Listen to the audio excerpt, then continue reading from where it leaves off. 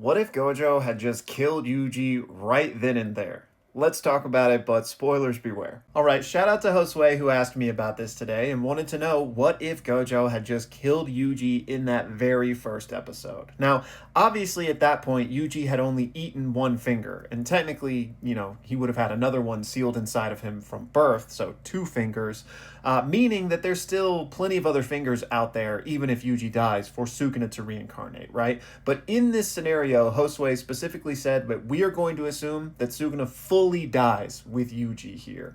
How does that impact the story? So let's examine it. Okay, so what changes in this version of the story? And honestly, I don't think much until we get to the end of JJK, because Kinjaku, far more than Sukuna, is responsible for the events of JJK, right? Like, he is the master manipulator, orchestrator, and puppet master. And if we go back to Shibuya, where Gojo got sealed, Sukuna had nothing to do with that, right? So even in a world where Sukuna has been killed, Gojo is still going to be sealed in Shibuya. Now, obviously, Sukuna won't wreak havoc and destroy half of the city, but Gojo getting sealed was the big thing as far as the narrative goes. Now, as far as the disaster curses is where things get a little bit different, because we know that they were working in tandem with Kinjaku, basically to set up this new world where curse spirits reigned supreme, right? And they wanted to recruit Sukuna to help them do that. Mostly because Gojo stood in their way, right? Like, they realized they couldn't do anything about Gojo. So now that Gojo's sealed, that kind of solves that problem. But with Sukuna gone, their motivations are going to be slightly different, right? Like, Jogo won't be trying to go recruit Sukuna to their cause, which means he's not going to die, right? Because Sukuna's the one that killed him.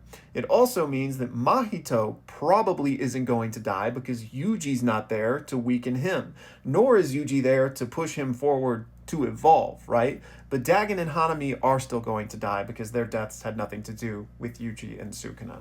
So I would imagine in this scenario, they're still just working with Kinjaku, but just no longer trying to get Sukuna on their cause, right? We know that Kinjaku basically just manipulated them into working under him. Presumably, he told them he wanted that world where cursed spirits reigned supreme as well. But we know that he truly just wanted to evolve everything and to ultimately set up the merger.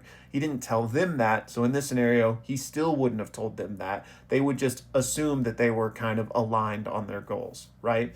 And we also know that Kinjaku did ultimately want to absorb Joko along with Mahito. So in this sequence of events, I would imagine that he ultimately does absorb both of them. We do need Mahito to evolve in order to set off the culling game. So either we could just invent some other rival for Mahito to have in a Yuji-less version of the story, or maybe Kinjaku himself just kind of forcibly evolves Mahito by fighting him. Now, can Kinjaku perceive the soul?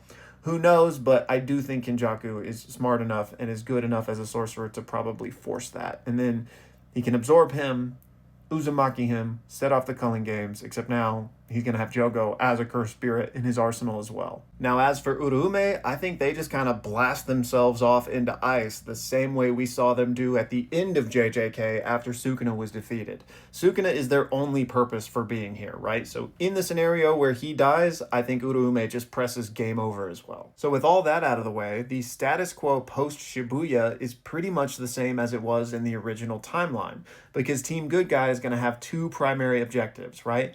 Free Gojo from the prison realm and stop Kinjaku's plans, right? Put it into the culling game and prevent the merger.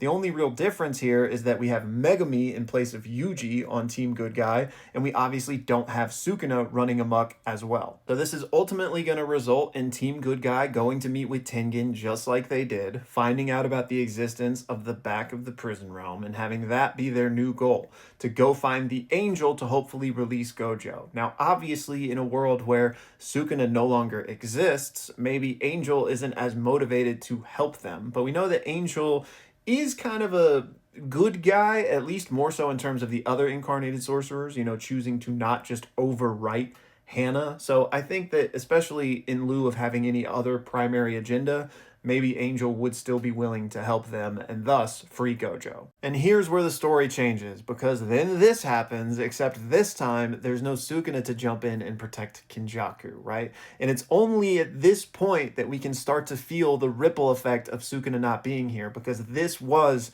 the entire point of Sukuna in Kenjaku's plan, right? Their binding vow was that Sukuna would protect him and also help facilitate the merger. But really, Gojo is the only one he needed protection from, right? Kenjaku just gets washed here, and then Gojo can go clear out anyone else that's still a problem in terms of the other incarnated sorcerers or whoever, right? So effectively, JJK would end right here. And, whether or not this is a happier or sadder ending to you probably depends on who you care about more. Ultimately, that's the beauty of Gojo's character, in my opinion, because it would have been so easy for him to just kill Yuji and wipe out any potential of that threat, right? But no, that's the last thing he would ever want to do. That was like Gojo's center to his character and his motivating force, stopping to steal the lives of these young kids, both literally in Yuji's case, but also figuratively, right? By robbing them of their youth. And yes, if he had killed him in episode 1, it would have only represented one finger. But we know that Gojo never planned on executing Yuji, even though that was the plan, right? Because he always hid away a finger. So Gojo intentionally not taking that easy path in hopes of trying to give this kid something that he never had is the beauty of his character. And then on a related note, I got this question from Purple Flash, which says, if Yuji died in Shibuya against Choso, would the Sukuna fingers have also been destroyed in that moment, or would they have been able to be retrieved from his corpse afterwards? And he's got a couple of follow-ups based on that.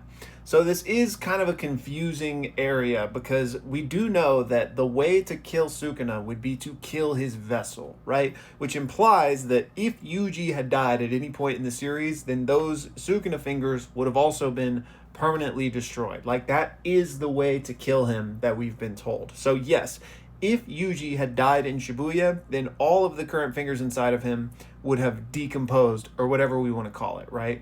The reason this gets a little bit confusing is because, the whole situation with Megami at the end of the manga. But the difference there is that they weren't killing Megami, right? They were instead stripping Sukuna away from Megami. So it's kind of nebulous on what exactly happened to the fingers, at least all of the fingers, because we do know that Sukuna threw some of them up, like in the fight against Yuji, right? And we also saw that the one finger was placed back in the school box at the very end of the manga. So at the very least, some of the fingers do technically exist still, but Sukuna's dead because they stripped kind of his soul from Megami, and then that had no longer having a host withered away, right?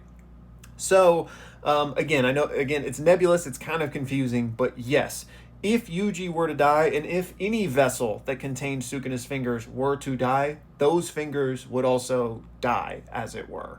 And then as a follow-up to that, he was saying, if that's true, then why did Sukuna not care about Yuji dying at any point in the series and him potentially losing power? And I think that, it just wasn't, Sukuna's not that way, you know what I mean? And at any point where Yuji was at actual risk of dying, Sukuna still had a bunch of other fingers out there. So I think that in his mind, he just didn't care if he lost, 1/10th, 1/20th, 1/30th, I'm saying this wrong.